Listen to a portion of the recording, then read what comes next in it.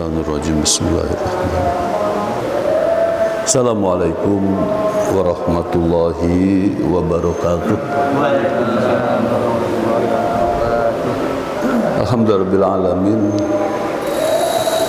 Wa bihi nasta'in ala umurid dunya waddin.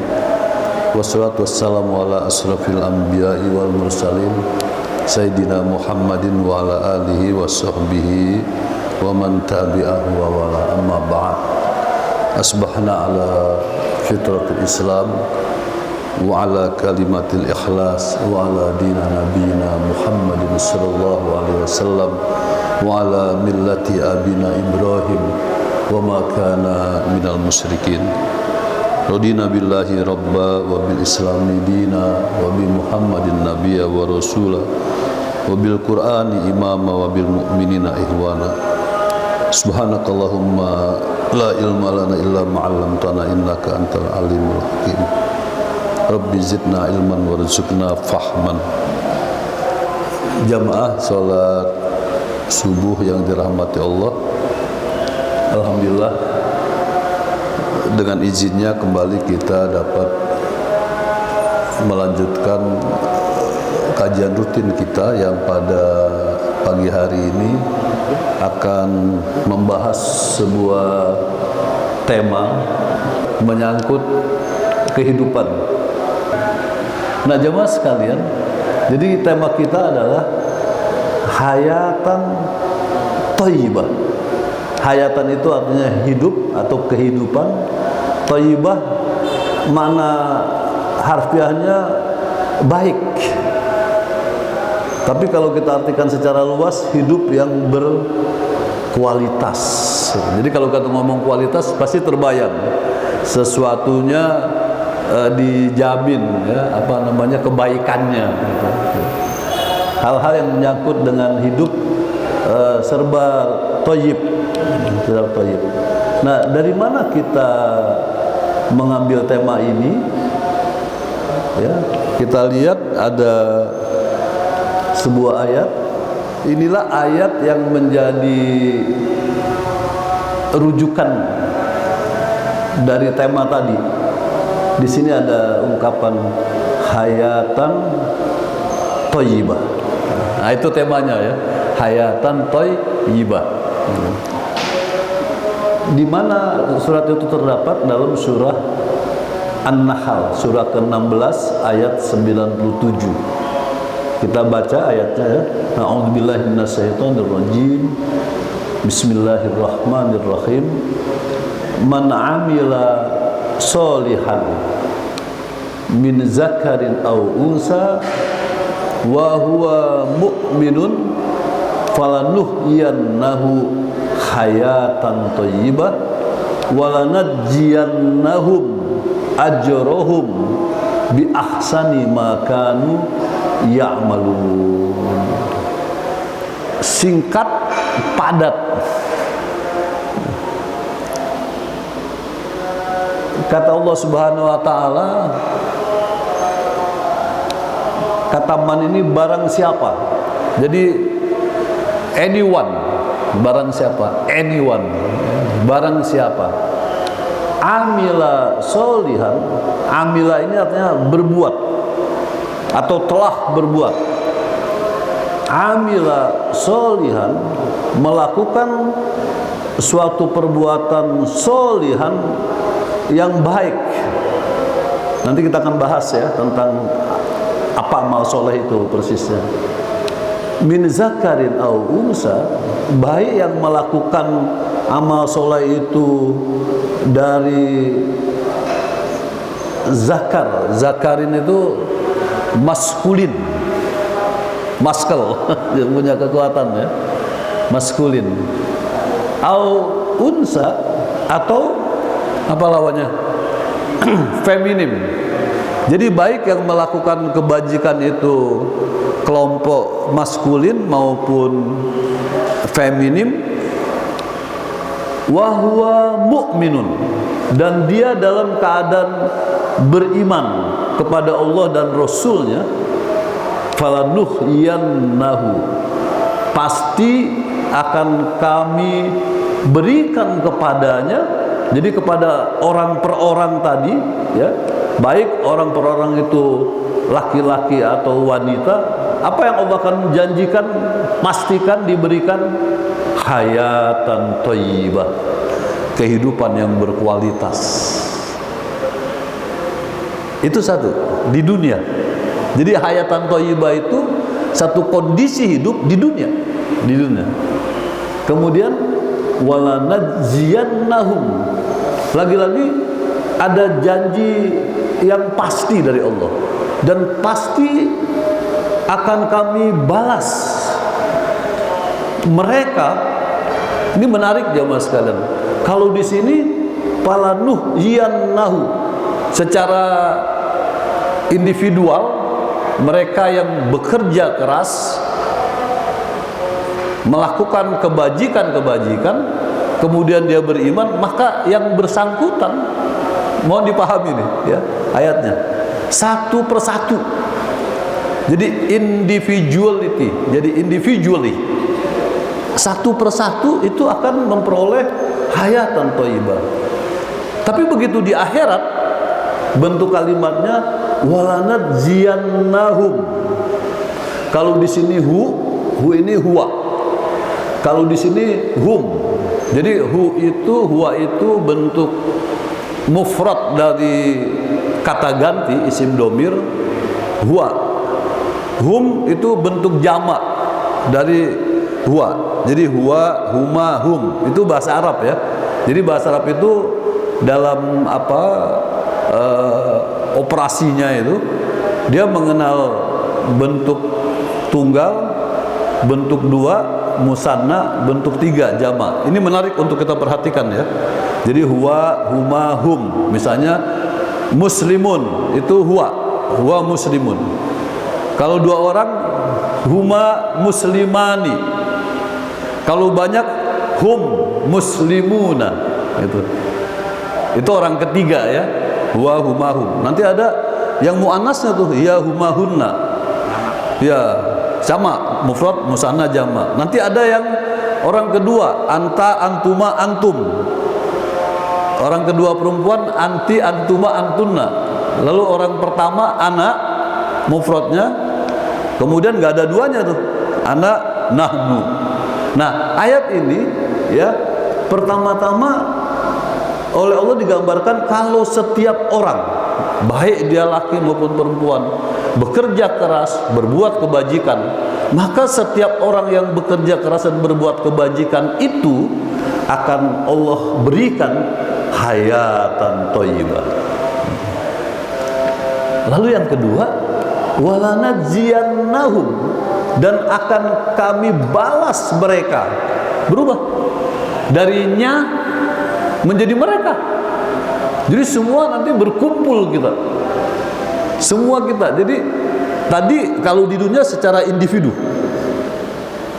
Jadi kalau sekarang ada orang yang hidupnya senang dalam kata tanda kutip ya, senang atau bahagia tanda kutip, nanti kita bahas itu. Pasti kalau dia tidak kekurangan itu karena dia kerja keras. Biasanya di balik kerja keras itu ada ilmu, ya. Bagaimana dia mengelola kehidupan ini dengan ilmu.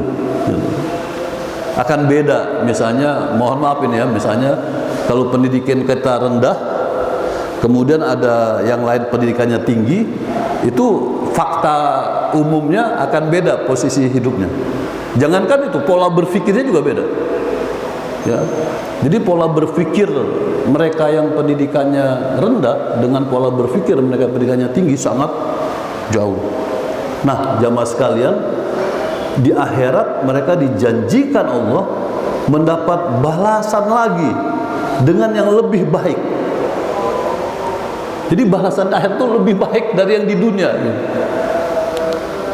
Bi ahsani ma kanu ya'malun, karena atau akibat apa yang mereka lakukan di dunia. Menariknya jemaah sekalian, ini kalau kita paham bahasa Arab, kata-kata kanu ya'malun bentuknya fi'il mudhari. Fi'il mudhari itu artinya apa? Suatu perbuatan yang sedang dilakukan gitu. Jadi Allah ingin mengingatkan kita bahwa kerja keras itu tempatnya di sini, sekarang. Jadi bukan di akhirat lagi. Di akhirat itu tempat menikmati hasil ya kerja kita. Jadi achievementnya itu di akhirat. Yang kedua ya. Tapi di dunia Allah janjikan juga achievement yang bagus akan menghasilkan hayatan thayyibah. Nah, jemaah sekalian, kita lanjut ya. Jadi ini pembukanya ya. Namanya takdim ya. Takdim itu introduction. Dari sana kita pertanyaan. Karena tadi ayat itu memuat paling tidak 3 hal penting. Pertama, amal soleh. Kedua, iman. Ketiga, hayatan thayyibah. Itu ya. Lalu nanti yang keempat di akhirat. Di akhirat. Yang keempat. Ini akibat logis dari apa yang kita lakukan di dunia. Yang di akhirat itu ya, akibat logis. Jadi kalau kita masuk neraka, akibat logis dari perbuatan di dunia. Masuk surga, akibat logis dari perbuatan kita di dunia. Makanu ya'malun. Nah, pertanyaannya tadi, lalu apa yang dimaksud dengan amal soleh? Jawabannya ini dari tafsir Ibnu Katsir ya. Amal soleh itu singkat, semua tindakan, apakah itu pemikiran, ucapan, perbuatan, itu kan tindakan namanya, amal. Semua tindakan, bahkan kalau yang bersifat pilihan, tindakan itu dimulai dengan biasanya motif. Ya, kita di sini pasti punya motif nih. Semua saya juga di sini punya motif. Apa motifnya? Kita ingin mengkaji Al-Quran, memahami agama ini, agar kita menjadi hamba Allah yang beribadah sesuai dengan petunjuk Allah. Karena petunjuk itu ada di Quran dan Sunnah. Gitu. Dan tempat kajiannya umumnya di masjid. Ya bisa di pesantren, bisa di perguruan tinggi, gitu ya. Tapi kan khas kalau pesantren dan perguruan tinggi. Nah, kalau kita yang ada di lingkungan, ya inilah yang bisa kita lakukan, belajar melalui majelis ta'lim ya. Majelis ta'lim itu maknanya keren, Pak. Majelis ta'lim itu artinya pusat kajian. Jadi pusat ilmu, majelis ta'lim gitu ya. Kemudian gagasan, perencanaan, pengembangan strategi, eksekusi, monitoring. Nah, itu semuanya sepanjang dia bermanfaat dan maslahat serta tidak bertentangan dengan syara, dia disebut sebagai amal soleh. Gitu. Jadi amal soleh itu mencakup ibadah dan muamalah. Itu praktisnya begitu ya, simpelnya.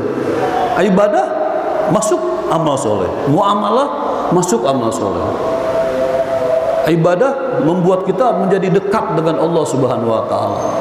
Membuat iman kita makin kuat. Lalu yang lebih jauh lagi, kita ingin meraih keridhaan Allah dengan melakukan semua ibadah dengan ikhlas.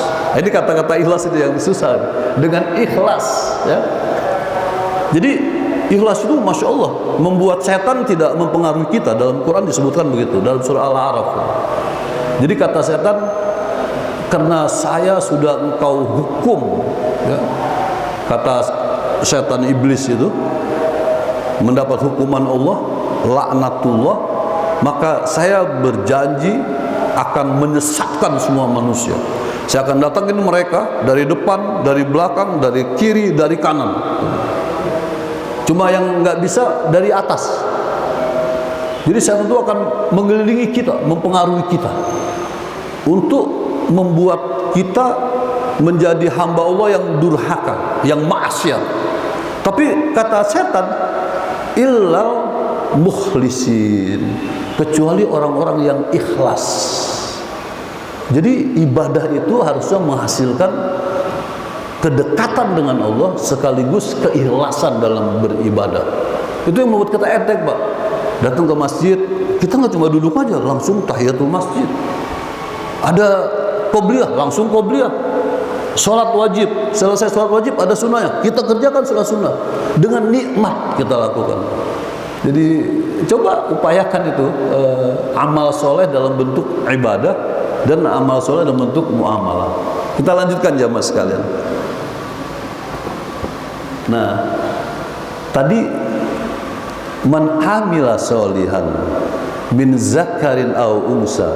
Kemudian yang kedua apa? Wa huwa mu'minun. Dan dia dalam keadaan beriman. Wa huwa mu'minun. Pertanyaannya, siapa orang yang beriman itu? Itu kan? Kita ingin tahu, adakah Allah di dalam Al-Quran menjelaskan who are they? Siapa mereka? Siapa orang-orang yang beriman? Wa huwa mu'minun. Maka jawabannya ada di 2 surah. Boleh kita buka yang ini dulu, Al-Anfal surah 8 karena ayat duluan ya. Kemudian yang kedua surah Al-Hujurat ayat 4, surah 49 ayat 15. Mari kita sama-sama mencermati penjelasan Allah tentang siapa orang yang beriman itu. Nah, 2 ayat ini bisa jadi tolak ukur atau apa? Ya, penilaian terhadap diri kita masing-masing. Saya udah orang beriman belum ya? Itu ya, tujuannya itu. Saya sudah jadi orang beriman belum? Nah, ini standar ini ya, penilaiannya nih, assessmentnya nih. Jadi cara mengakses, menilai apakah kita beriman, buka surah Al-Anfal ayat 2 sampai 4 atau buka surah Al-Hujurat. Kita buka ya. Surah apa dulu nih? Oh, ternyata surah Al-Hujurat dulu yang dibuka. Nah, jamaah sekalian, soal urutannya itu analisis ya. Kalau kita mulai dengan Al-Hujurat, ini adalah gambaran umum tentang pengertian orang yang beriman.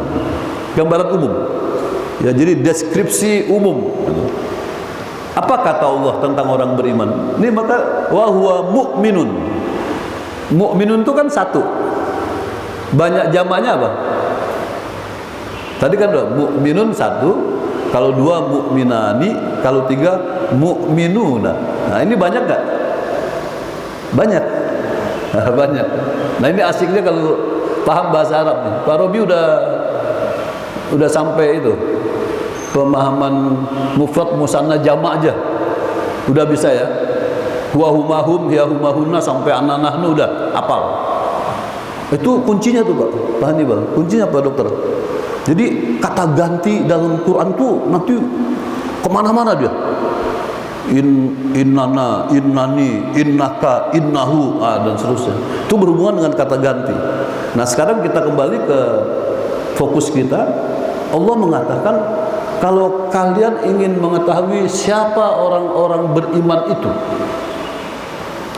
kata Allah, innamal mu'minuna, sesungguhnya yang dinamakan orang-orang beriman itu alladzina amanu billahi wa rasulih, yaitu orang-orang yang beriman kepada Allah dan Rasulnya. Itu kalau kita masih kafir, mau masuk Islam, maka kita bersahadat. Sahadat kita bagaimana? Asyhadu alla ilaha illallah wa asyhadu anna Muhammadan Rasulullah. Nah, maka Allah mengatakan orang beriman itu adalah orang yang beriman kepada Allah. Jadi bukan kepada selain Allah.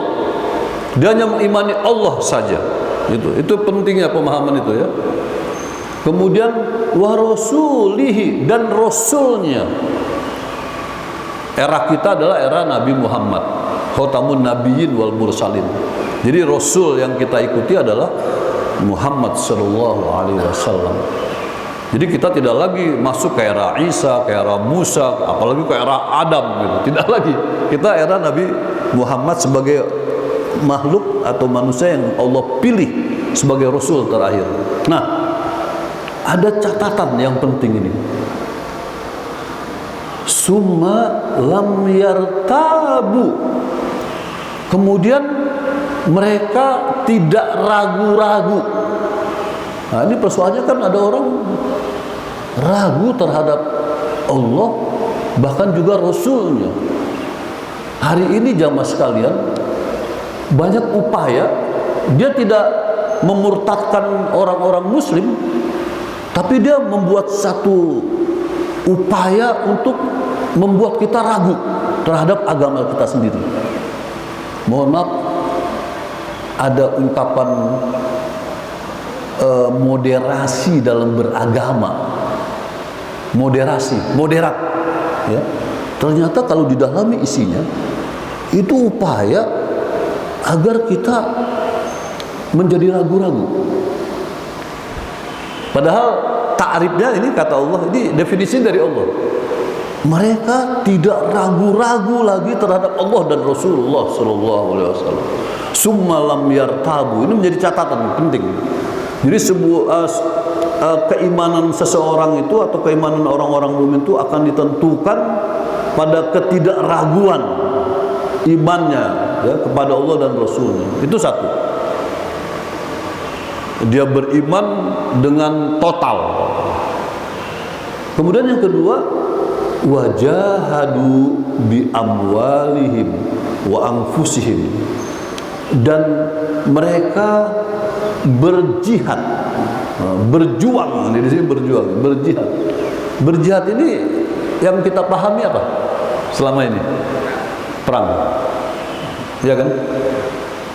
Padahal jihad itu artinya bersungguh-sungguh dalam melakukan amal soleh. Jadi jihad itu berlaku untuk any activities gitu. Jadi ada kesungguhan bekerja keras dalam bidang ilmu, dalam bidang pendidikan, dalam bidang ekonomi, dan kalau perang itu dalam bidang apa? Pertahanan. Jadi termasuk. Jadi bersungguh-sungguh. Nah, ini kita terjebak oleh jargon politik yang namanya demokrasi, ya. Demokrasi itu bukan konsep Islam, tapi dunia mengakui demokrasi itu pilihan yang paling baik. Kenapa? Karena demokrasi apa, Pak Andi? Intinya pada suara rakyat terbanyak, ya, terbanyak.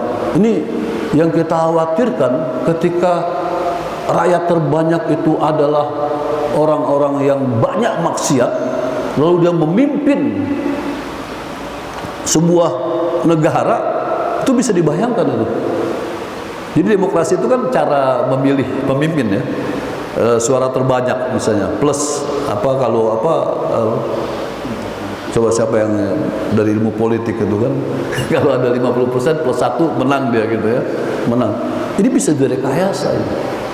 Bisa direkayasa. Jadi masih tapi hari ini Islam moderat itu diupayakan tidak ngutik-ngutik demokrasi.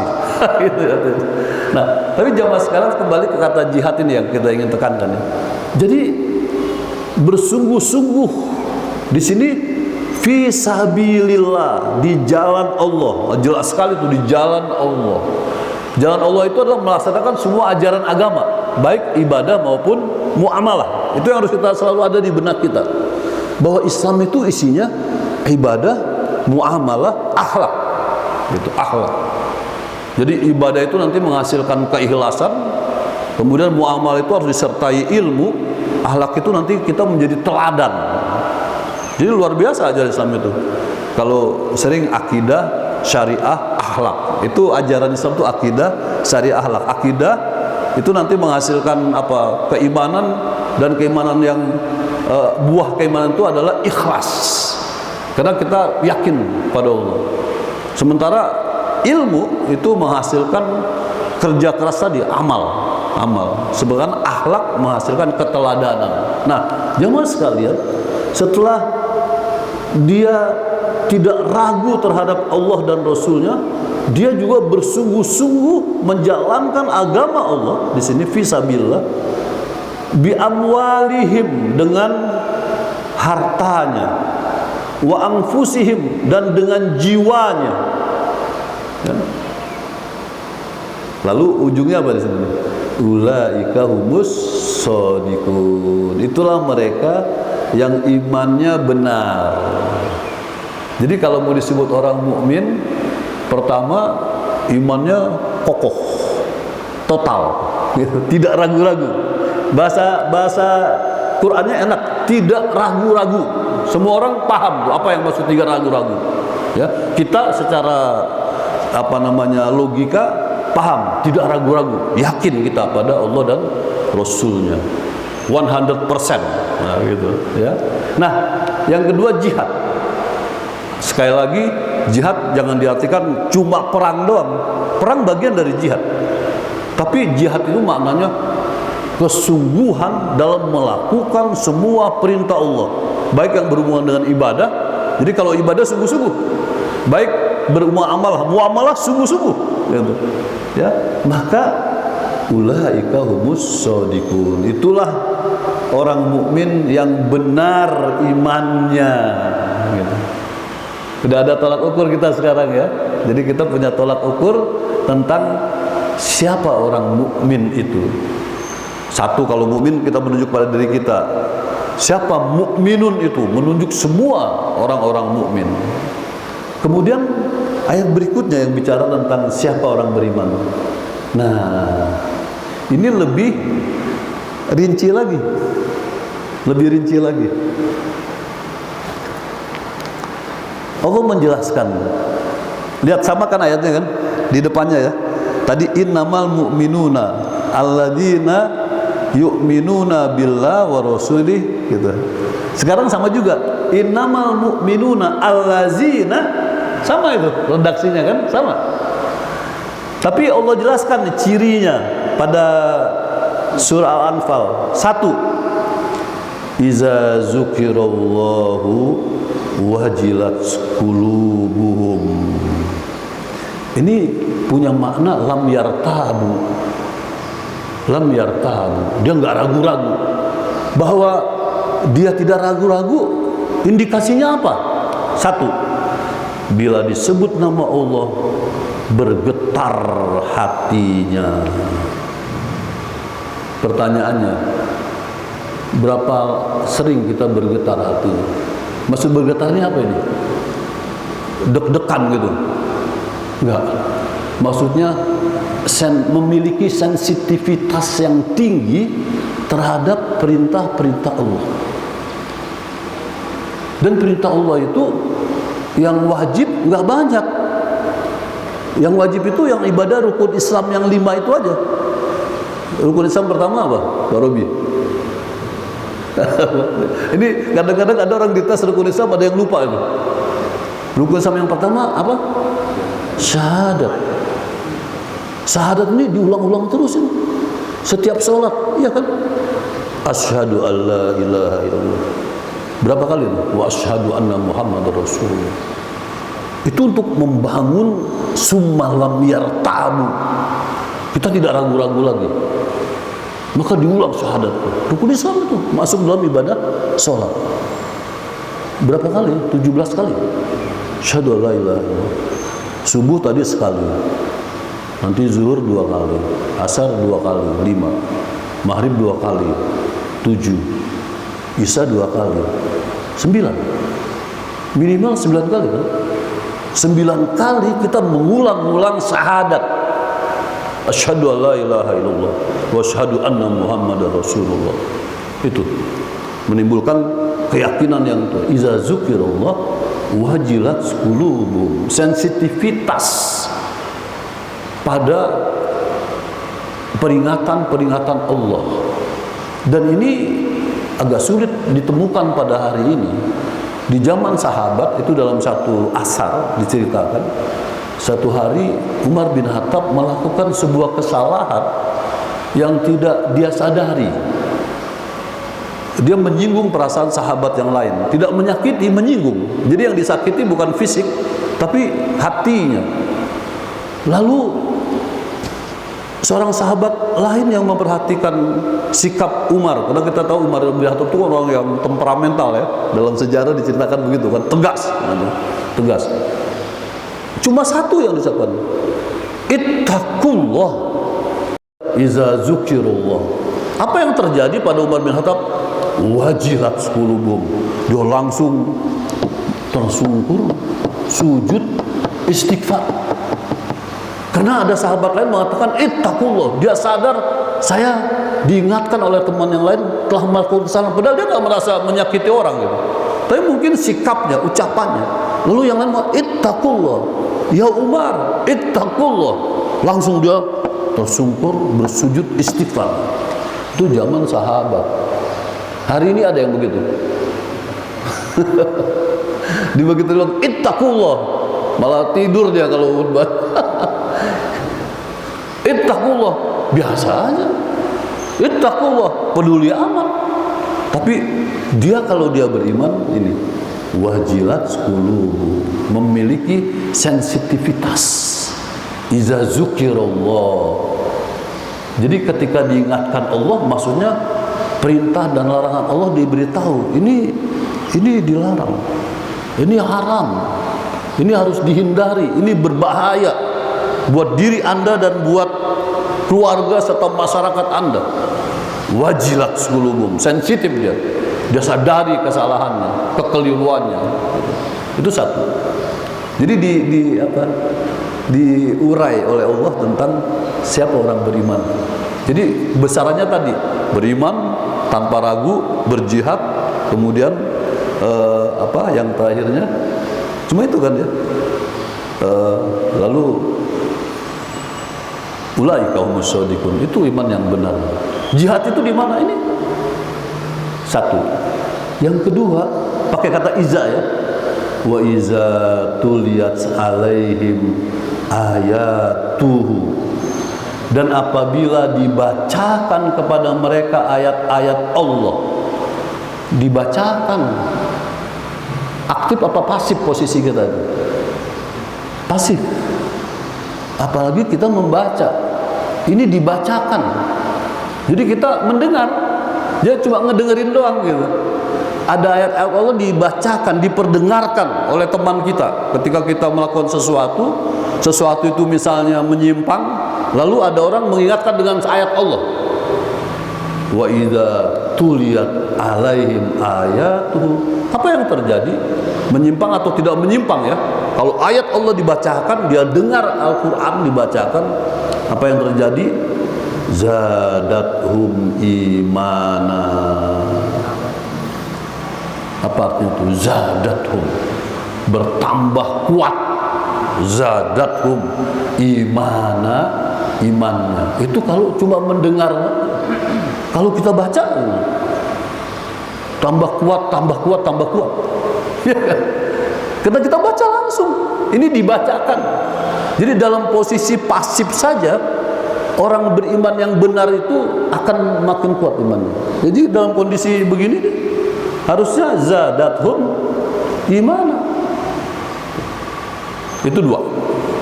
Kemudian yang ketiga, wa ala rabbihim yatawakkalun, dan mereka berserah diri kepada Tuhannya. Jadi sandaran hidupnya itu adalah Allah Subhanahu wa ta'ala.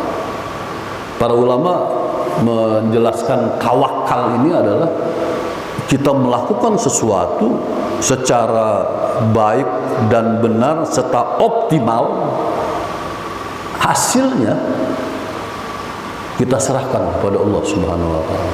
Itu ciri orang beriman. Sehingga nanti dia menjadi orang yang memiliki sifat qanaah. Nah, itu. Nanti ada hadisnya. Qanaah. Qanaah itu apa? Menerima apa yang sudah menjadi takdir Allah. Takdir Allah. Tapi disertai oleh usaha. Jadi berserah diri kepada Allah itu harus baik dan benar. Nah, itu ciri ketiga. Wa ala rabbihim yatawakkalun. Berikutnya lagi, ciri keempat. Alladzina yuqimunas shalah. Orang mukmin itu pasti gitu ya, salat. Enggak ada orang ngaku-ngaku saya Islam, saya beriman, tapi enggak salat, atau salatnya saya enak ya. Jadi orang beriman itu ketika salat pasti salat ini berdampak positif. Nah, kita udah hafal ayatnya kan, inna salata tanha anil fahsya'i wal munkar. Dia enggak meninggalkan al-munkar. Al-munkar itu lebih ringan dari al-fahsya. Karena fahsya itu perbuatan keji. Perbuatan keji itu hari ini bisa dalam Islam itu dikatakan extraordinary crime. Itu perbuatan fahsya itu, extraordinary crime. Apa itu? Mensekutukan Allah. Dalam surah Al-An'am 155 dan seterusnya. Kemudian durhaka kepada orang tua. Itu extraordinary crime. Kemudian yang ketiga, membunuh anaknya sendiri karena takut miskin. Yang keempat, membunuh orang lain tanpa dasar hukum, dan seterusnya. Itu extraordinary crime, termasuk korupsi. Korupsi itu termasuk korupsi. Zina itu termasuk extraordinary crime. Jadi zina itu bukan sembarangan, extraordinary crime. Nah, orang yang sholat, dia akan tinggalkan itu. Dia tidak akan berhubungan dengan tindakan-tindakan yang berseberangan dengan perintah agama. Itu yang keempat. Yang kelima, wa mimma razaqnahum yunfikun, dan sebagian dari rizki yang kami berikan kepada mereka. Ini ingat nih, rizki yang kami berikan. Jadi rizki itu bukan dari kita, tapi dari Allah Subhanahu wa ta'ala. Nah, terhadap rizki yang Allah berikan itu, yunfikun, dia infakkan, dia berbagi. Makna infak ini lebih luas dari zakat. Jadi kalau zakat itu apa jenisnya tertentu, waktunya tertentu, ukurannya tertentu, ya. Tapi kalau infak, besarannya, waktunya, ya, bebas. Kalau dapat rezeki, berbagi. Ini seperti kita di masjid. Masjid ini butuh maintenance. Kalau kita tidak berinfak, maka dari mana maintenance ini?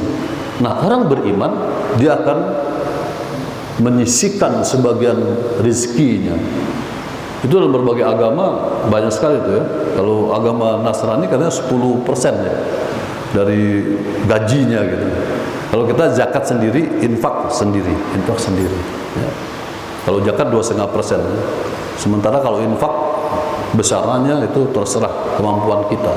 Jadi bisa aja infak lebih besar dari zakat, ya, dari zakat. Nah, jemaah sekalian, jadi ada berapa ini contohnya? 1, zikirullah wajat qulubum. Kemudian zadathum imana, 2, tawakal, 3, sholat, 4, berbagi, 5. Apa kata Allah? Kalau kita sudah memiliki ciri-ciri yang 5 ini, ulaika, ini lebih tegas kan? Humul mu'minuna haqqo. Apa artinya itu? Mukmin orisinal. Jadi hari ini ada mukmin KW, ada mukmin ori. Nah, kita masuk yang mana nih? Cuma 2 nih pilihannya, ori apa KW? Ya tinggal pakai ayat ini sebagai standar assessment tadi. Jadi kita assess, kita nilai kualitas iman kita. Gitu. Kalau mau disebut mukminuna haqqo, penuhi semua tadi, Al-Hujurat dan Al-Anfal. Lahum, nah ini dampak akhiratnya, ya. Lahum darajatun 'inda rabbihim. Mereka akan memiliki posisi yang mulia di sisi Tuhan. Darajat, derajat, ya. Orang kan kalau ngomong derajat pasti positif. Ya, derajat ya. Bisa juga sih derajatnya tinggi, derajatnya rendah. Tapi kalau bicara dengan Allah, derajat yang mulia, kedudukan yang mulia insyaallah. Wal maghfirah, diampuni Allah insyaallah. Kalau udah diampuni, nggak punya dosa, apalagi ini masuk surga. Warizqun karim. Dalam tafsir rizqun karim itu adalah surga dan rezeki yang mulia. Rezeki yang mulia itu adalah tidak lain masuk surga. Posisinya tinggi, mendapat ampunan Allah, ahli surga. Nah, itulah dia orang-orang mukmin. Terjawab tadi ya, siapa orang mukmin itu? Sebenarnya ada 5 ayat, tapi 2 ayat ini sudah cukup mewakili ayat-ayat yang lain. Jemaah sekalian, kita lanjut yang terakhir. Nah, sekarang yang terakhir, kan buahnya hayatan thayyibah. Gongnya kan di hayatan thayyibah. Pertanyaannya adalah, apa pengertian dan indikasi hayatan thayyibah? Jadi hayatan thayyibah itu pengertiannya dulu ya. Hayatan thayyibah itu adalah pola kehidupan yang barokah, yang berkah, yang mengandung unsur atau aspek kesejahteraan. Ini aspek fisik, sejahtera ya. Yang kedua, dan kebahagiaan, aspek fisikis, baik material maupun spiritual, lahir batin gitu, lahir batin ya. Nah, itu secara umum hayatan thayyibah, hidup kita sejahtera, bahagia, lalu barokah, semuanya menjadi barokah. Bunyinya ayatnya, zuyyina linnasi hubbus syahawat. Oleh Allah dibuat indah kecenderungan ya pada manusia. Jadi pada manusia itu ada keinginan yang kuat, syahwat, ada syahwat. Tapi kita sering mendengar kalau syahwat dikaitannya dengan lemah syahwat ya. Nah, ini juga kekeliruan pemahaman nih. Jadi syahwat itu artinya wants, kalau dalam bahasa Inggris wants, keinginan, syahwat ya. Untuk memperoleh sesuatu namanya syahwat. Kalau lemah syahwat khusus ya buat mereka yang punya problem seksual itu. Biasanya kaum laki-laki. Tapi syahwat dalam Quran ini artinya keinginan untuk memiliki sesuatu, itu syahwat gitu. Apa saja? Yang pertama, minan nisa. Jadi semua orang senang dengan pasangannya. Karena memang Allah juga membuat 2 jenis saja kan, laki perempuan. Tapi Allah menempatkan wanita itu sebagai syahwat pertama yang dimiliki oleh setiap laki-laki gitu. Jadi syahwat yang pertama itu, keinginan yang pertama itu adalah an-nisa, wanita. Pasangan hidup maksudnya ya, pasangan hidup. Jangan diartikan bahwa lalu kita bebas menjalani semua wanita yang kita inginin, gonta-ganti wanita misalnya gitu, tanpa prosedur. Itu nggak boleh. Kita ada munakah, nggak boleh. Maksud saya boleh poligami. Nah, itu jelasnya boleh poligami. Ibu harus menerima tuh, karena itu syar'i. Tapi ibu pasti menolak kan? Di Malaysia rata-rata menerima, karena mereka kesadaran syar'inya tinggi. Tapi kan ada syaratnya. Untuk bisa berpoligami, kita laki-laki harus memenuhi persyaratan. Di antaranya adalah apa? Adil. Tapi Allah mengingatkan, berbuat adil itu susah. Gitu. Jadi orang yang istrinya 2, 3, 4 orang hebat tuh. Dia layak jadi presiden. Karena dia bisa berbuat adil, kalau benar adilnya. Tapi kata Allah, berbuat adil itu susah. Maka cukuplah 1. Jadi ada teman-teman dosen agama nih sepakat bahwa sebetulnya prinsip pernikahan dalam Islam itu monogami gitu. Tapi ketika terjadi kelainan-kelainan nah dia boleh. Tapi yang kedua, nggak boleh juga kita mengawini wanita hanya untuk tujuan seksual. Quran melarangnya, Bu. Cuma sekedar untuk senang-senang, nggak boleh. Kita menikah itu untuk membangun sebuah rumah tangga yang baik dengan planning yang, jadi bukan sembarangan. Nah, ini kebanyakan kan orang gonta-ganti perempuan cuma cari kesenangan aja kan. Nah, itu orang-orang yang tadi bukan beriman sama sekali ya. jauh dari ini. Itu satu. Saya lanjutkan lagi.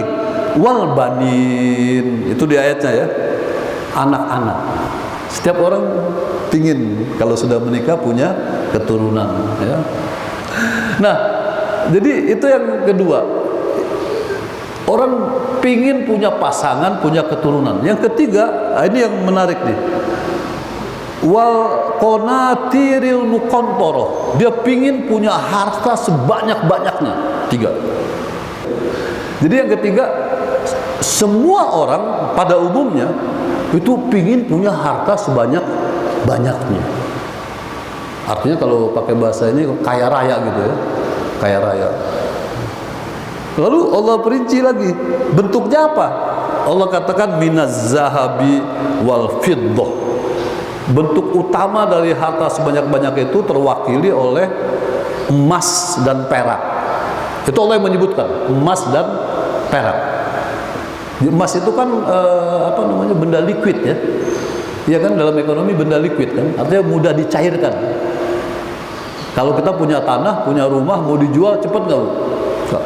Tapi kalau punya emas 1 gram aja cepat dijual.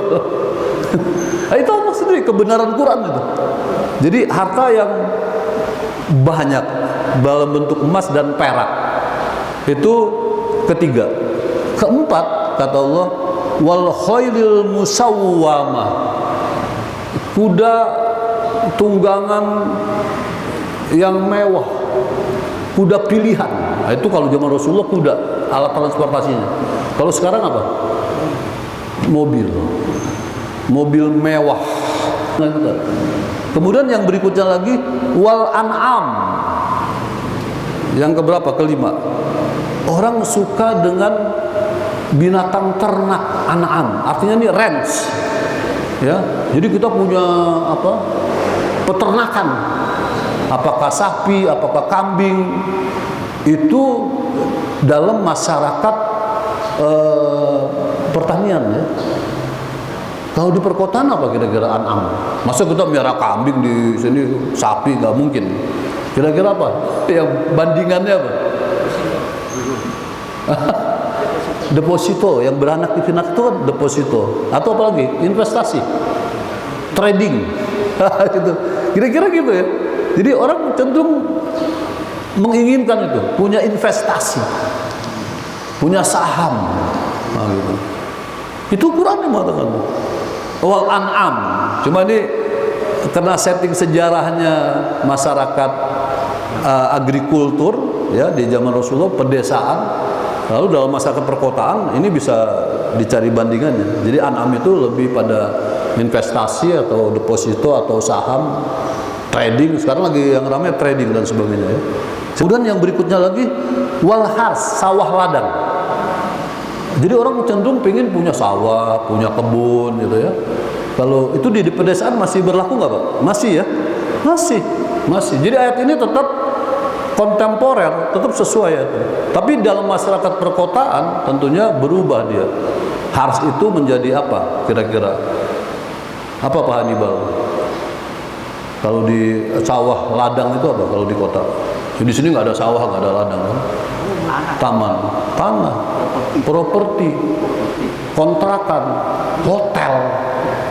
Siapa di sini yang punya kontrakan, bisnis kontrakan? Pak Hannibal ya. Nah, itu udah memenuhi ini. Itu yang diinginkan orang itu. Diinginkan orang. Jadi wanita, anak, harta yang banyak, kendaraan yang mewah, kemudian investasi, properti. Lalu apa kata Allah di ayatnya itu? Zalika mataul hayatid dunya. Itulah isi kesenangan dunia. Jadi kalau orang udah punya istri cantik, sehat gitu ya, punya anak cerdas, terdidik.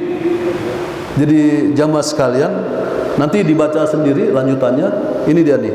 Kul, ini udah bener ya. Maukah aku beritahukan yang lebih baik dari yang tadi itu? Yang wants itu. Sebetulnya kalau teori ekonomi wants and need. Ada keinginan, ada kebutuhan. Antara keinginan dan kebutuhan itu lebih banyak mana itu? Biasanya wants. Wants ini yang membuat orang jadi nggak karuan hidupnya tuh ya. Lupa sholat, lupa keluarga.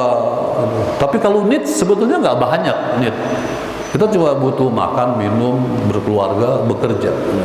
Tapi wants-nya ini yang berlebihan. Nah kata Allah, mau nggak saya beritahukan lebih baik dari itu? Bahwa lilladzina taqaw, bagi orang yang bertakwa, inda rabbihim jannat, ada surga-surga. Ini jannat tuh bentuk jannatun surga, jannat surga-surga. Ya. Tajri min tahtil anhar, yang mengalir sungai-sungai di bawahnya, khalidina fiha wa azwajum mutahharat, dan pasangan-pasangan hidup. Waridwanu minallah, dan keridhaan Allah.